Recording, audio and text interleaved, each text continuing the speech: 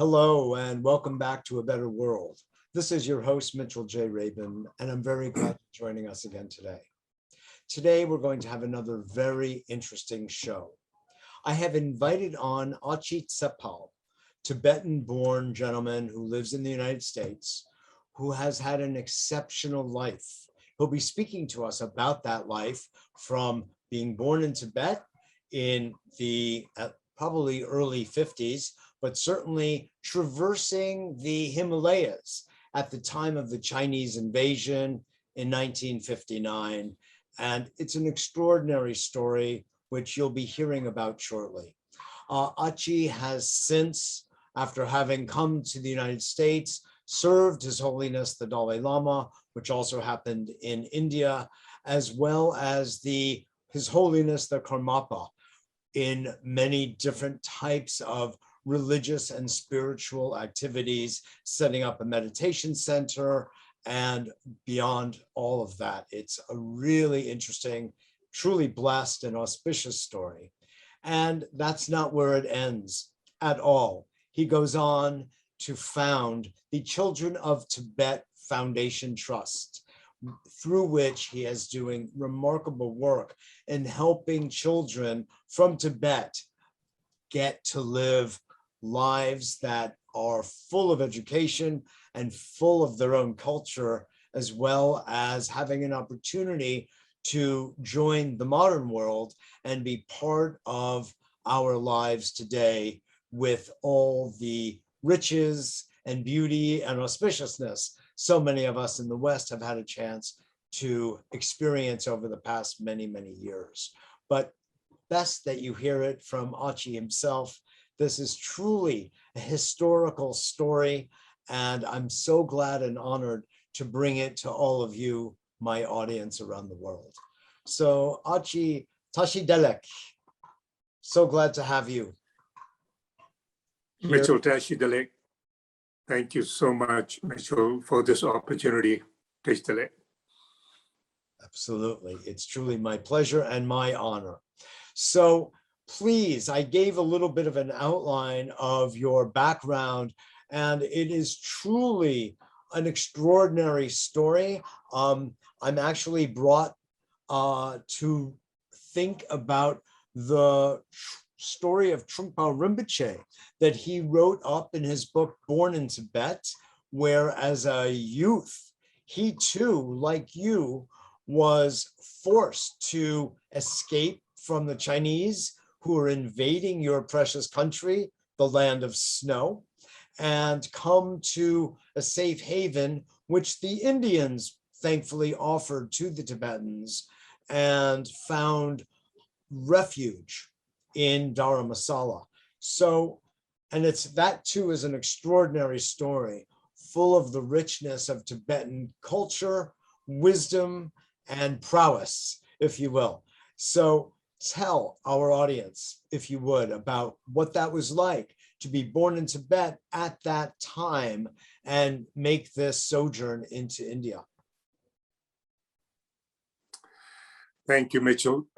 Yes, on the outset, I would like to just clear that I have served His Holiness the Dalai Lama, who is our soul, who's the heart of mainly the Tibetan people, but also for the world, a voice for compassion and loving kindness. I have served him all my life in an unofficial capacity. I just want to make that straight with your introduction.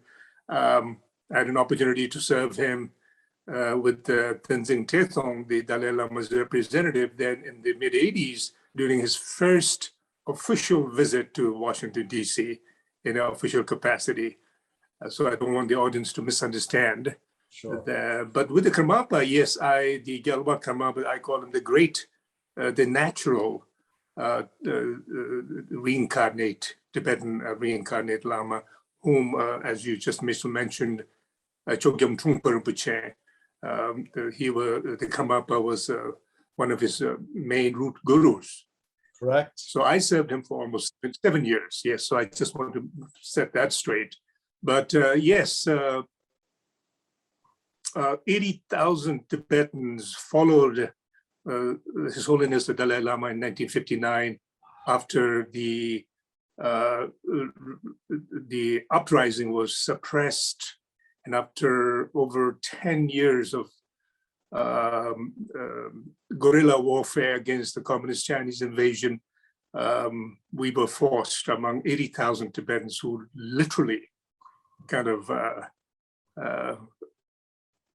over the Himalayan mountains, who went in the direction of India to escape with their lives. And blessings to my late parents, particularly my father, who was from Eastern Tibet.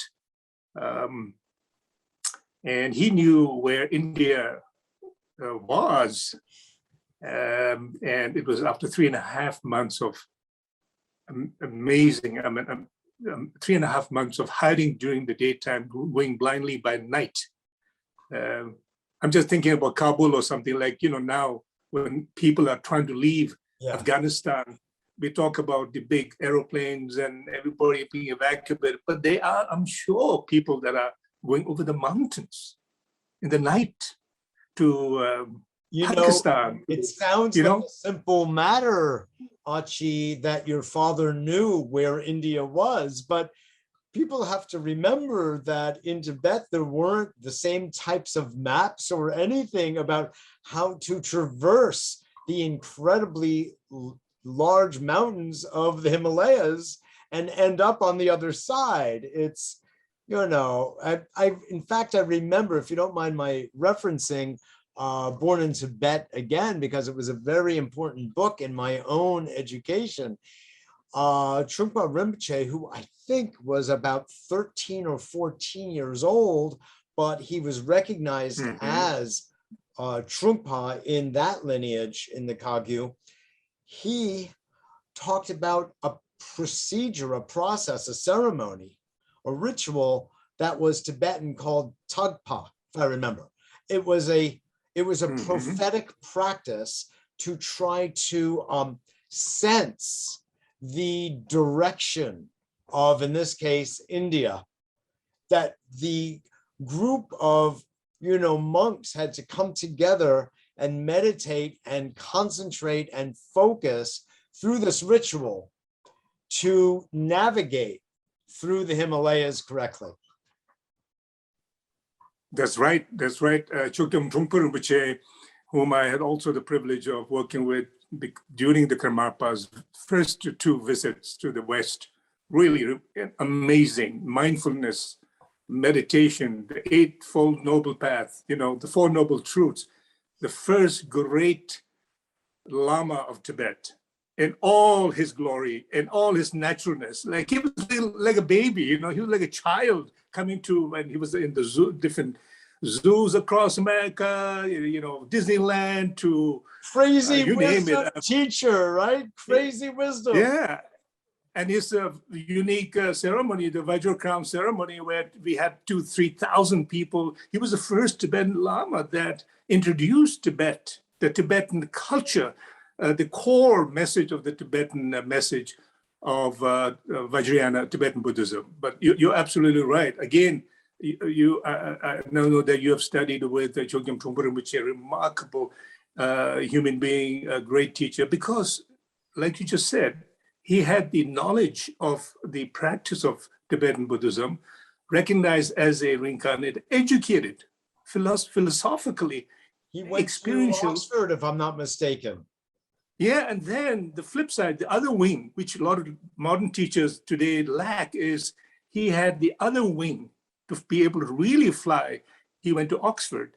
He had, like people like you, when you were young, about, way back in the 70s, he was able to reach out to you to transmit the teachings in a plausible way. So yes, I was so blessed to be born in Tibet. I was about 7 years. I trekked. I had no choice, but I really kind of pride myself sometimes with my morning walks and all that. Man, I walked most of my way, 3.5 months. over the You were Himalayas. 7 years old when your family embarked on this journey to escape Tibet. Yes, there's a place called Drikung. I've been back 5 times to Tibet, and it's a magical, like a true, like Shambhala. You know, the Drikung Valley, the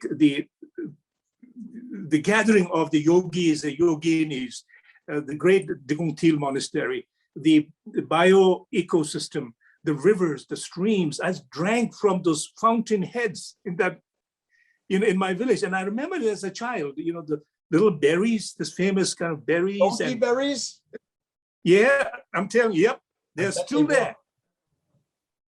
And then this, Milarepa's favorite diet, right? The stinging nettle. The nettle is still there. It's delicious. Oh. And then when I went to the banks of the river, out of that, of course. Yeah, it brought back, my first time in 1999. This is when I was inspired to create the Children of Tibet Trust Foundation. It's kind of something hit me. Like, I'm so attached to my country, so attached to being Tibetan. I love the Tibetan Plateau. I love that it's, I think we go to Eastern Tibet, but Central Tibet.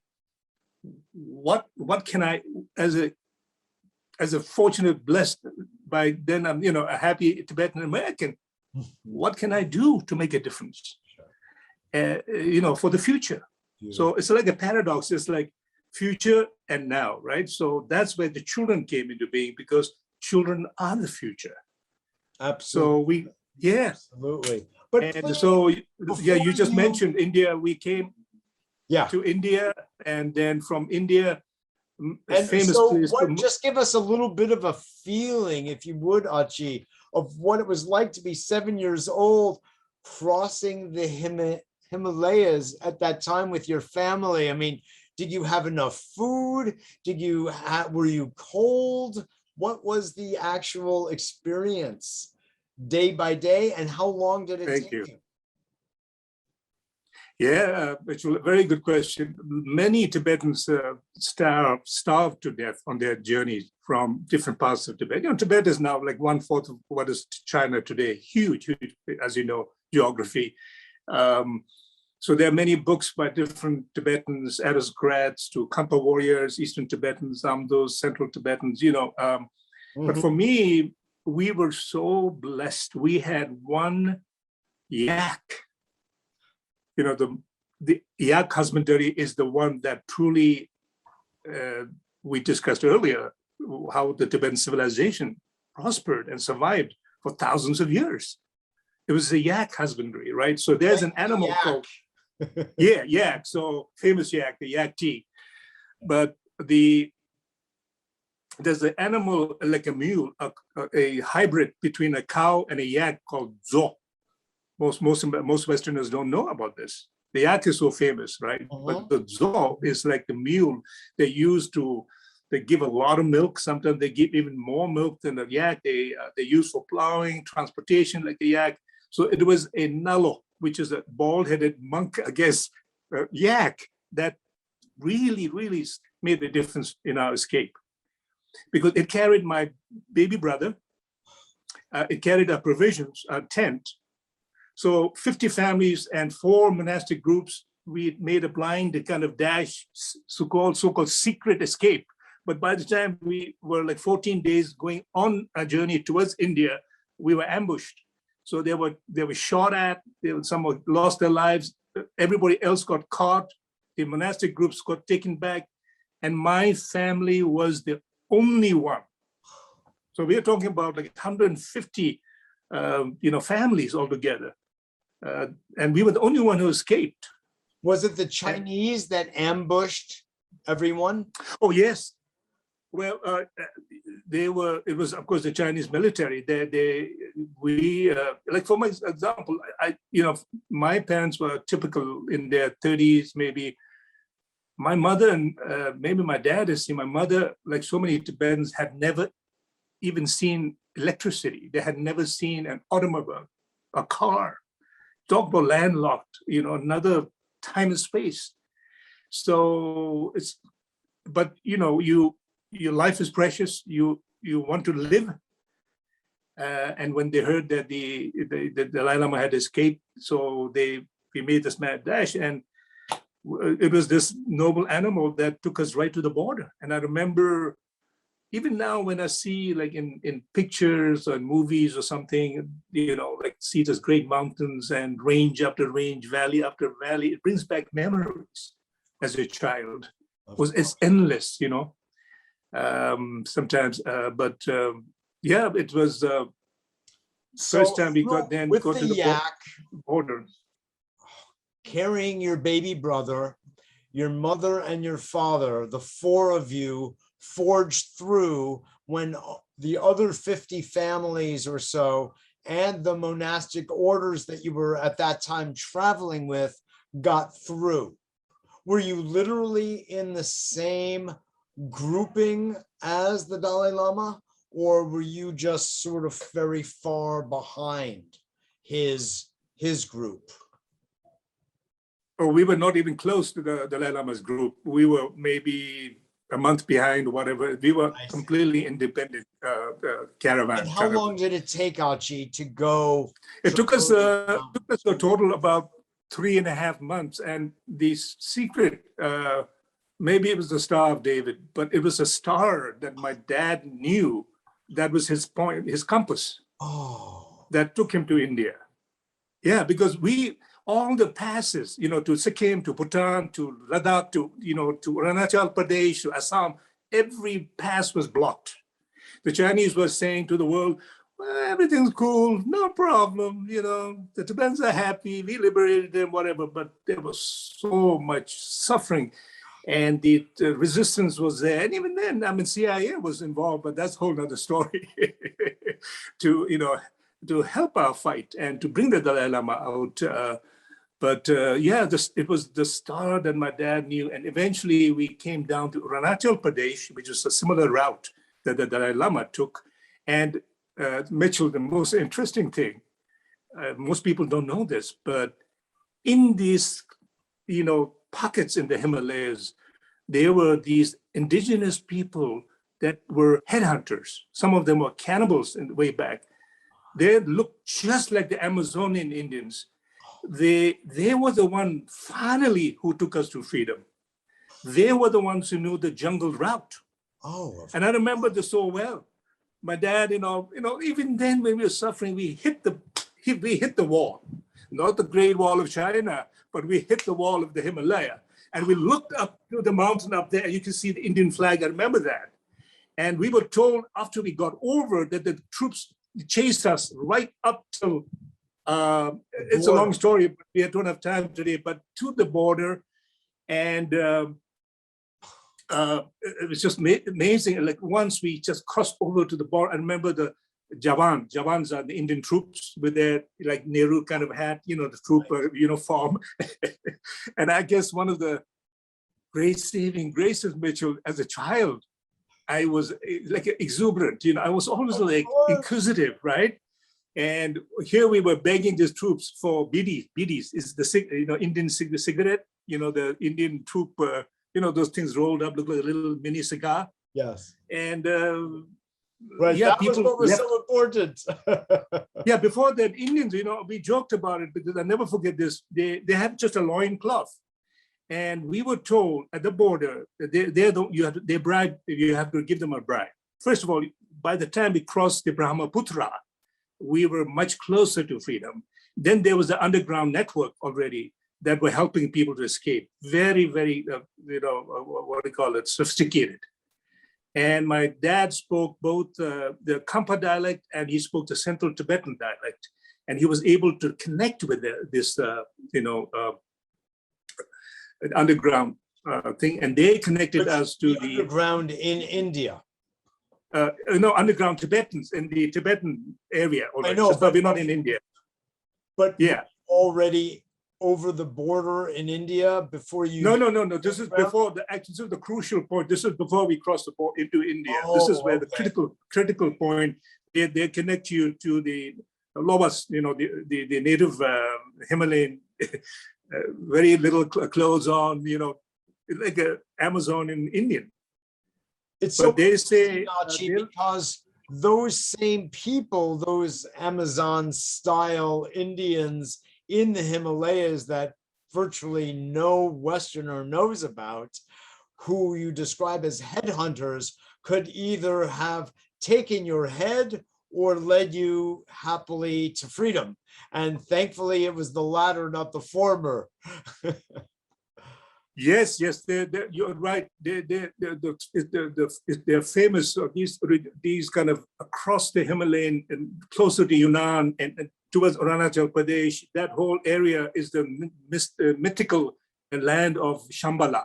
Yes, of course. You see, the totemic thing which hit from Africa broke away. It's still hitting, going, pushing the Himalayas up, right?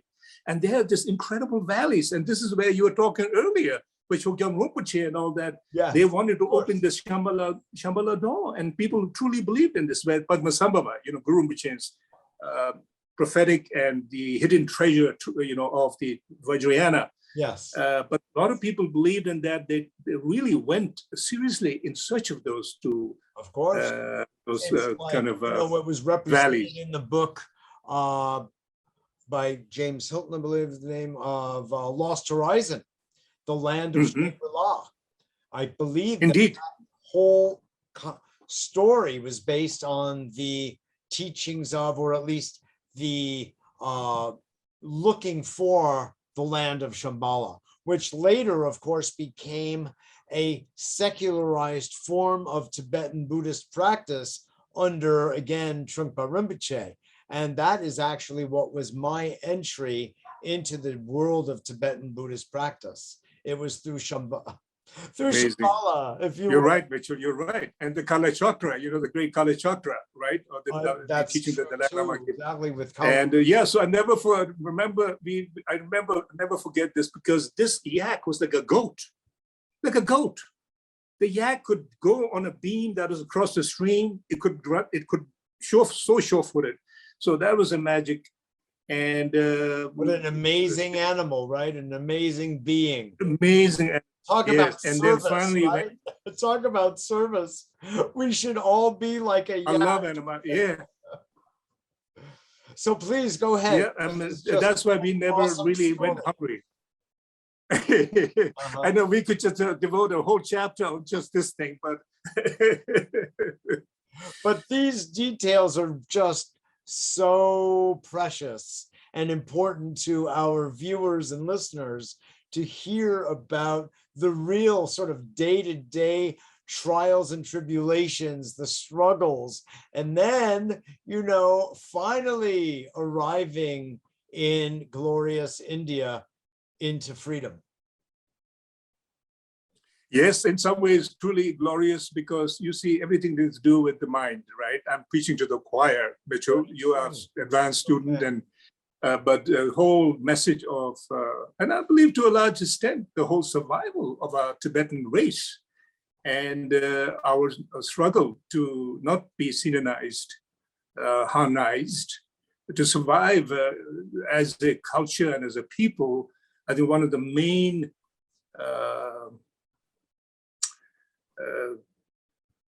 benefits for us to be able to survive,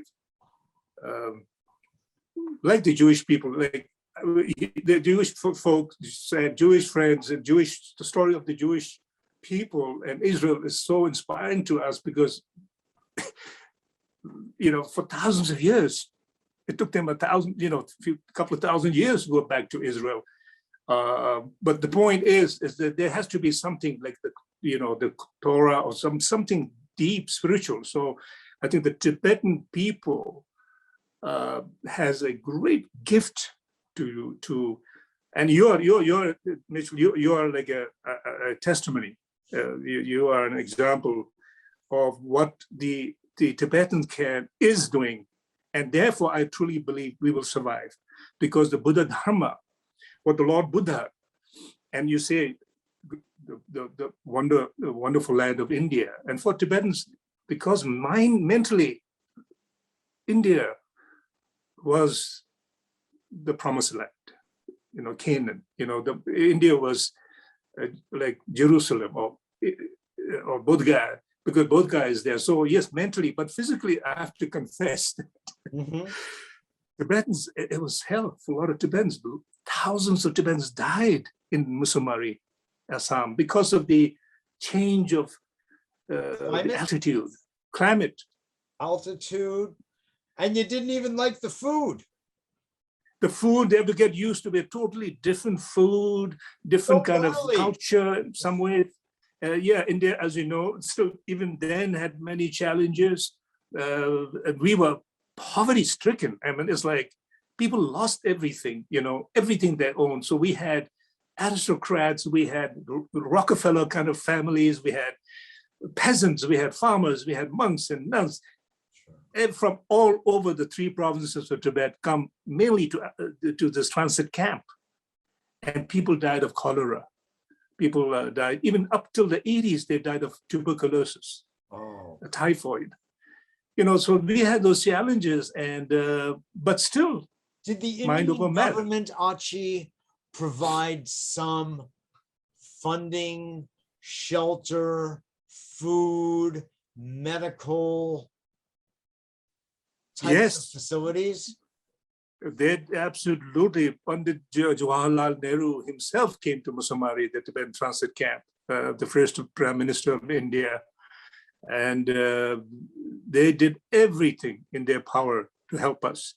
And then after that, in 1960, we came out of 59, 1960, my parents, a typical example, they had the 2 hands, so they have no profession, no doctors, no engineers, nothing. So they went to north of Dharamsala, a place called Chamba in the Himachal, to work on the roads, hard labor, to blow up rocks, to make those highways, making at that time 2 rupees a day. And then they were sent first Tibetan settlement, again, government of India, and particularly like different states. That Nehru was so kind, and he had met the Dalai Lama a couple of times before in 56, 54. So he requested all the different states of India to help Tibetans to settle them, resettle them. A lot of times it was like a temporary, that we will go back. This is in 1959, 60. So my parents were sent down to Karnataka, which is South India, what is used to be called Mysore, near Bangalore. It's 7 hours by cab to Bangalore. Unbelievable settlements. And then I was a typical example. My brother and I, they lined us up. We were in Dharamsala, the first, Tibetan children's village kids. They lined us up one day, tallest at one end, shortest here, split in the middle. I got sent to Mussoorie, and my brother, unfortunately, got sent for adoption to a Swiss family. But that's a whole nother story. But I met him after, thanks to the Karmapa, after 14 years, I traced him down. Then I was so lucky, I was selected by the Dalai Lama's representative. And I say, of course, Dalai Lama, because he wanted kids to go and have the best education. And this is coming back to the Children of Tibet Trust Foundation. Yes. I truly, truly believe that the education that I received from the school called Weinberg Allen School, which is in Mussoorie, started in 1888, gave us the finest education. And it is a similar story, like Jetsun Pema, Tempa Tsering, Tenzin Chetong, all these current main leaders of the Tibetan diaspora, Tibetan exile government, they went to these English medium schools, do this, very special schools. And you were selected among many other Tibetan children to attend this school. Is that correct? Absolutely. My first sight of a Western person like you was in 1960. An Australian, his name is Mr. Kidd, blue-eyed, crew-cut, blonde guy, came with a little motorcycle up to our Tibetan children's village. And I believe later I heard that, look, I understand your suffering. I want to help, I can't help, but I will take 4 kids on scholarship. Now, this is very exclusive schools, very difficult to get in, even if you have the money. But so, so I was there till 70, and I have now contacts with our Indian brothers and sisters who finished from that year. And then after that, 4 years in college in South India, Christ College. And then I was selected by the Karmapa out of the blue to come to Bhutan for the coronation to be his, it's just amazing, amazing. I mean, you can imagine an angry young Tibetan trying to feel his way in the universe. Why me? Why me? Why did I lose my country? We didn't do anybody any wrong. And they took it from us, and, anger and, of course, and no passport. We were called stateless. Mitchell, Tibetan refugees in India are called stateless. Even to this day, Tibetan refugees, when they come, they carry a passport, kind of a certificate of identity. In their nationality, they say stateless. Oh my God. It's sort of like, if it's not one thing, it's another. On every single level, you are being disenfranchised by the powers that be, and yet in the midst of all of this, Achi, His Holiness the Karmapa, and many people in the West don't quite understand his level of position in the larger Tibetan hierarchy. But the Karmapa's lineage is among the utterly most royal. Most people know, of course, about His Holiness the Dalai Lama and that lineage, but right beside it, for those who are more educated about this, know that the Karmapa is literally on virtually the same level, so to speak, in the Kagyu. And it's remarkable that, as you were saying, you were selected by someone of that grace, that position. You over here. Yes. It's like being selected by Saint Peter in heaven or something. Absolutely, Mitchell. It's like, you and I believe in transmigration of the original mind, reincarnation, rebirth, right? We believe in law of karma. So it's not, it's not surprising, but I truly believe it's many lifetimes of good karma merit that I got selected. And also on the material kind of relative level, my mother's from Surmang, same place, they're generation devotees of the Karmapa lineage. Yes. And my father, as I told you, from Dege, he's like a Nyingma. But of course, mainly at average Tibetans, lineage doesn't matter. It really, the messenger, the Lama, a being who has the supreme love. That's literally the meaning of Lama. So beautiful. And it just changed my life. It completely changed my life. I got this letter, and when I took it to my parents and my elders, they said, Achi, pack up and get the hell out of here. He said, your life is transformed, this life and the next future life. The next several. Just truly. He said, no, what are you talking about? Hesitation. Get the hell out of here. And treat yourself 5 days, 4 nights.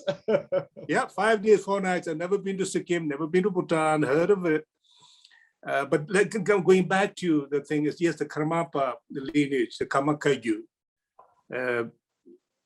is the oldest kind of, the reincarnation started from the Karmapa, Tusum Khenpa, the second Karmapa. So it's over like 900 years old. And where the Dalai Lama kind of lineage sprung from. Great teacher, of course, the Gelugpa founder, Tsongkhapa, but they're like, this is like conversation in the Tibetan kind of, tit for tat kind of thing, our lineage is older and you are only 600 Gelugpas, even though you're great and mighty and you have fantastic monks and monasteries, you are just like a teenager, you're not this pious. You're still growing up. Yeah, and the Nyingma goes, oh, well, what Nyingma? We are just called Nyingma because we're the oldest, like Padmasambhava, so they all have kind of thing. But you're absolutely right. The Karmapa, I truly call him great, not because I served him personally and got to know him, but he was a natural, Mitchell. I don't know whether you met him or not, but he was a natural. I actually did not. I've been up to Karma Triana in Woodstock, but he had already passed. And but I I would have say he's the friends last who of, were yes. quite close to him. So I would say he's like the last of the Mohicans in the sense of being a true great Dharmaraja, meaning, a Lama that just his crown kind of symbolizes the aspect of being a holder of compassion, and this, that he's like a celestial deity. People, practice, but why I say he was great is he wasn't too lost in philosophies and metaphysics, but he had the natural presence yes, of a great bodhisattva. You could feel the energy. I've seen him change people in a room, and he was comfortable. He was comfortable being the Dharmaraja. yeah. He didn't have to pretend to be a Dharmaraja. Yeah. He didn't have He to just strive to be a was. Dharmaraja. Yeah, he was. He He just is. was. Yeah. On the level So- of being, right? Just like that.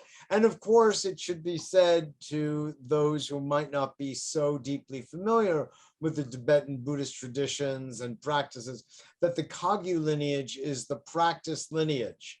And you're right, it's not so theoretical, it's not so didactic, it's not so metaphysical, it's not so intellectual, whereas the others, Nyingma, etc., are. They have elaborate psychologies. In fact, I often refer to Tibetan Buddhism as Tibetan psychology because it is so advanced. As someone in the field of psychology in the United States, Western psychology, I have relied upon Tibetan Buddhist thought and understanding of the nature of perception, etc., the nature of karma, of life, birth, and death, in my work for many decades. So it's very rich. The Kagyu, however, is sit, follow your breath, stay on the cushion, Yes. and walk with mindfulness, and that, of course, is one of its great, great gifts to the lineage overall. Thank you. Mitchell, you put it much better than I could ever, Oh, I don't know about interpret. that, But you're absolutely right. Like I said, right from the get-go, the passport for the Tibetan people to survive, one of the critical things is the Buddha Dharma. That will benefit all sentient beings, all races on this earth. And particularly, there's a tremendous now interest on the part of the mainland Chinese. I believe over 400 million and growing that are drawn. So if we have good lamas, okay, that will protect our heartbeat, which is the Buddha Dharma, the language and the culture, and it will be relevant to the world. Like you just said, like mindfulness and meditation. In the West, how much has happened since the Karmapa first came here in 74, and then after this, of course, it's skyrocketing like Dalai Lama's Buddha activity to the West. Like now, it's like yoga, Anarata yoga, like yoga, 6 years yogas of Naropa to basic mindfulness meditation is like a way of life in the West. Exactly. And right? There is that book that you probably know. Is it called When the Swans Come to the Lake, if I recall correctly? And it's a book about the coming from the land of snow to the west of the Bodhidharma and of the teachings and the way they have taken shape in Europe, Scotland, England, and the United States. The formation of Karma Choling by Trungpa in northern Vermont, the Rocky Mountain Dharma Center out in the overall Colorado area, and on and on and on. It has just proliferated, including the temples of the Karmapa, Karmatriana up in Woodstock. And well, it just, it goes on, and many, many different teachers of several lineages have taken root in Europe and the United States, the south of France, on and on, Thich Nhat Hanh and Plum Village in France, Kalu Rinpoche also in the south of France. It's literally a veritable proliferation. I would love to Yes. dive in now that you have told us so well about the transition from being 7 years old and getting across, and the amazing auspiciousness around your family, almost like a halo bringing you into India. And yet all around you were people dying, which is so sad and so upsetting. And yet you and your family were able to continue to survive, and then from survival actually thrive. And then of course you came to the United States, and as you were saying so beautifully before, Achi, that in your heart, your people and your culture of birth has been so deeply important to you. Maybe now you could tell us a little bit about how that inspired you to start the Children of Tibet Foundation Trust and what you're doing inside of that. Thank you. Thank you, Mitchell. Yes. Like I just said, my first visit back to Tibet was in '99. And I saw this, I went through in this village very close to where Jetsu Milarepa, the most famous yogi, maybe the most famous personality of Tibet, Yeah. Milarepa, Sure. where he meditated. They made it into kind of a touristy thing. But on my way to that sacred site, I passed through a village, was very, very typical Tibetan village then. And I passed a couple of students and children. And 2 or 3 children, and just struck me. Like, I said to myself, maybe I looked like one of these young urchins, like kids back when I was in Drikung, right? You probably did. Yeah, but this is like being in Tingri area, southern like Tibet, closer to Nepal. It's more like Afghanistan terrain, more like a desert terrain, dusty kind of. It has this beauty. But the children were like, it just broke my heart.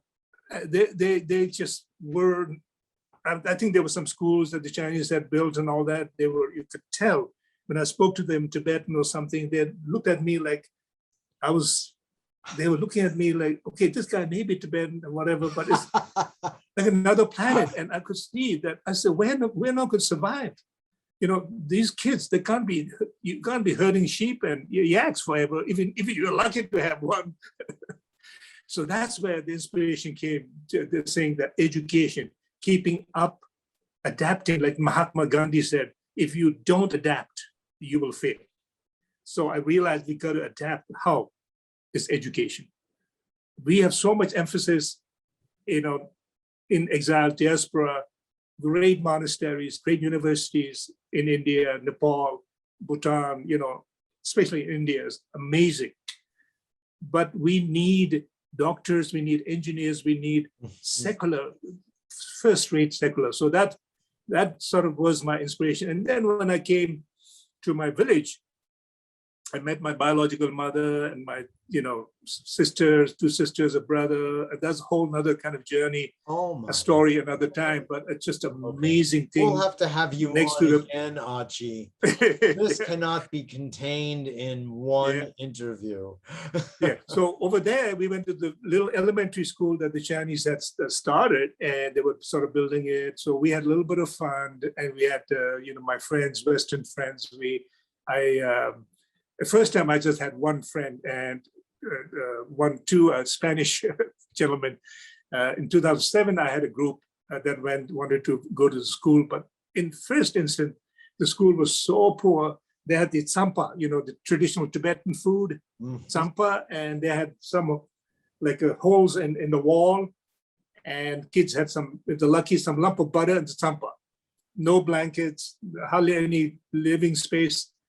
No, books like that. So that's how, again, my brother and everybody said, the country, the government is doing very well. They're trying to help us, but we need help. And so that's how it started. And this is truly like my realization that, again, people say, why Tibet? I mean, I'm nobody. I mean, I had a full-time job. I'm here like any other Americans, like trying to move a mountain, right? So, but even then, one drop at a time, they say it can become ocean. So I realized Beautiful in my image. mental suffering, attachment, I know Buddha says, don't be causes of suffering, samsara is attachment, but I'm so attached to being Tibetan and Tibet. So I just said, 90%, 95% Some of attachments are Tibetans good. okay, they're on the Tibetan plateau, right? We are only 200,000 in exile in the whole world, just 200,000. A lot of your audience they reverse it. They think that most Tibetans are out in as refugees. No. So what can we do? Give up? We can surrender, give up, and say, okay, we are going to be synonized, harmonized, and China is taken over, blah, blah, blah. Or do we do something? We do something, not political, not religious, but something on the ground to contribute, add on to help my people. So what have you done through the foundation to help these young children in Tibet? What are the activities that you have engaged them in? Yes, the exciting things over the years we have done is during the long winter break, which is about 3 months, my sister, who's a retired school teacher, at the request of my village folks, there are about 8 villages, there are about 2,000 households, without any kind of shaking, political and fear like that. We just tell this story like I'm telling you. I was born here. I'm Tibetan. My name's Achi, is the deity, the female principal deity of this lineage, the Drikung Kagyu lineage, and the main seat is there. So I'm here as a happy American, but I want to contribute something. So we've so far we have not had any problems. So we have it's a very humble, small project. In some ways, we hold it at a guest house called the Tibetan Nomad Guest House. Mm-hmm. Long story short, it's a house that I built for my mother, but she was living in a tent when I met her, 89. Oh. But it was too big for her, so we converted that into like a guest house for Western friends and Chinese friends and Tibetans.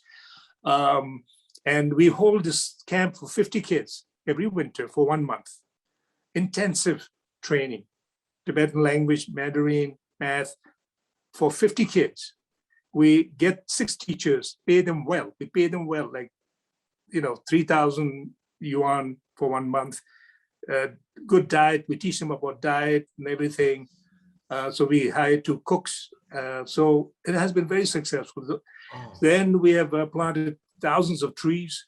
We have, about biodiversity, nature, environment. Wonderful. So we peg it to the elementary school, and we give 1 tree to each child to take. We did it like in different areas. It was like didn't sustained, or the trees died. But then we discovered you take it, give it a child 2 trees, and they take it actually to their home, and they serve and take care of this living tree, and challenge the parents. Look, don't let the cow or the yak eat that, or the goat eat that. So that's been great. That's another member of our family. Exactly. Yeah. So then the scholarship is very, very, very rewarding, because again, a lot of debate, who should we sponsor, this and that. But I do this as like my family kind of through my village, and my sister selects the most intelligent child who have an opportunity to go to mainland China for further university. So sometimes kid is brilliant, but he can't afford, before the train came and the airplanes, now there's plane, but still it costs, there's extra costs. So we give like a $900 a pop, which is not much, but it helps a lot for extra expense. Oh. For deserving kid. We don't say the kid has to be poor, or rich, or the family connection. No, we have X amount of budget, and that has been fantastic. But it also shows, if I understand correctly, that there is this increased and steady relationship with the Chinese, here are your precious Tibetan children and culture, and yet there is some cooperation with the Chinese in advancing your activity.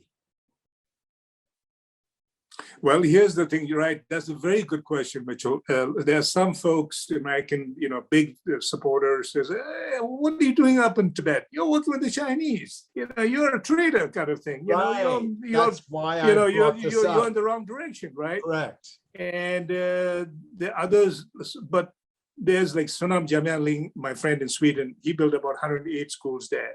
When Hu Jintao was the boss in Lhasa, through the Swedish, and this is back in the early 80s. Similar story, but he also believes the same thing. We've got to do something back home. We can't, so like my logic is, when I'm able to have this interview with you because of my command of the English language, right? Now, China is China. Everybody knows China because of recent news and everything. It's China, Mandarin. Americans are going there to study Mandarin, and the world is trying to understand and study Chinese. We are like under there. We're in the Tsampa bag, Mitchell. At the end of the day, Dharamsala, Central Tibet Administration, 4 or 5 lineages, Pompo, history, past, present. The fact is, as far as I see it, we are Tibetan. We messed up ourselves. We forgot to, why look in the past, right? We theocracy, all this kind of stuff. We've lost the country. That's a fact. But we have to do something. You have to keep the language alive. You have to keep the culture alive. Yeah. You have to keep the music and the art and the belief systems and the Buddhist teachings. This is your charge. This is your Dharma. And that's just exactly the way it is. You and all of your Tibetan brothers and sisters, and those of us in the West who have an affinity, a love, affinity, and respect for what you do and what the Tibetan culture is and what it represents in the world, which is very powerful. It sits, as you well know, on the very top of the world. That's one of the phrases used to describe Tibet, the land of snow on top of the world. It's as though you are looking out at all of us and seeking to spread the Dharma, and the language needs to change in respect to every culture. It sifts down to, it drifts down to, that's fine. And there are ways of doing that. There can't be a rigidity. And that has been learned over the course of many decades as the Buddha Dharma spreads across the planet. And something I learned from Trungpa and the Dalai Lama is the idea is not that all of the rituals and all ceremonies of Tibetan Buddhist religion remain fully intact, but that they adapt to the context, the cultural context in which they're beginning to flourish. So there is a dialogue, if you will. There's a bit of a hybridization that occurs. So there's still the purity of the teaching that remains intact, because the truth at the end of the day, Achi, is the truth. And if the truth is there, it will continue no matter what the guise, if you will. And so very well. You are very well put. Continuing this historic and futuristic lineage and tradition that I think is utterly beautiful. We have run out of time, even though time is timeless. It's crazy. But I would so enjoy having you back on to go into further depth and detail of the work that you're doing, Achi, with the children, and to further elaborate the stories of Tibet for our audience, because it's so instructional and so uplifting, quite honestly, even with all of the suffering and the hardship that you, your family, and so many Tibetans have experienced. At the end of the day, you are not victims. At the end of the day, you are becoming triumphant, and you are part of that triumph, if you will, through what you're doing with the Children of Tibet Foundation. And I applaud you for this good work and would like to have you on again. Thank you, Mitchell. Thank you so much for this opportunity, and I'm so thrilled to be to connect with you and to tell our story. Thank you for the opportunity. You're so welcome, my friend. You're so welcome.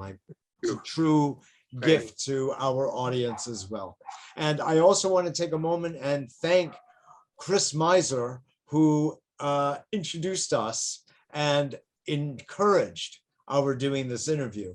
And that's very important. He's a very good man and practitioner and cares deeply about the heart and soul of Tibet, as you and I do. So thank you, Mitchell. Exactly. You and Chris are examples of the torchbearers of the message of Tibet and Children of Tibet Trust Foundation. And Chris is like, he has much more knowledge and everything than me, but as far as Tibetan and the Children of Tibet Trust, he's going to be soon the custodian as I'm getting older. Beautiful, beautiful. Thank you, Mitchell. Thank you so much. Definitely. Thank you for the opportunity. Absolutely.